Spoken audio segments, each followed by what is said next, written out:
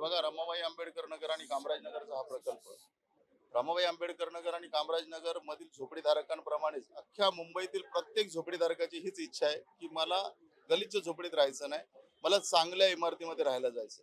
पण प्रत्येक झोपडीधारकाला 50-60 लाख 1 करोड रुपये नाही आहेत त्यांच्याकडे, त्यामुळे ते बिल्डिंग मध्ये फ्लॅट विकत घेऊ शकत आणि गरिबीमुळे मजबुरीमुळे ते झोपडपट्टीत राहतात.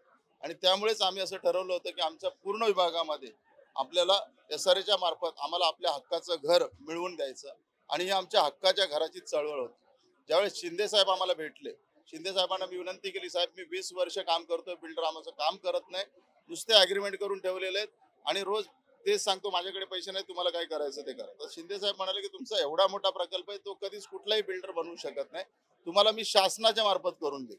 आणि शिंदे साहेबांना आम्ही म्हटलं शासन काय किंवा कोणी केलं तरी आम्हाला फक्त घराच्या बदली घर पाहिजे, आम्हाला घर बनवून द्या. तर शिंदे साहेबांनी ज्याप्रमाणे आश्वासन दिलं त्याप्रमाणे MMRD आणि SRA मार्फत हा प्रकल्प व्हावा यासाठी अनेक GR काढले. आणि त्यानंतर फक्त 16,575 घरांचं ॲग्रीमेंट हे 4 ते 6 महिन्यात करून घेतले. 16,575 घरांची पात्रता ही फक्त 4-6 महिन्यामध्ये करून घेतली. त्यातले 90% झोपडीधारक SRA पात्र केले.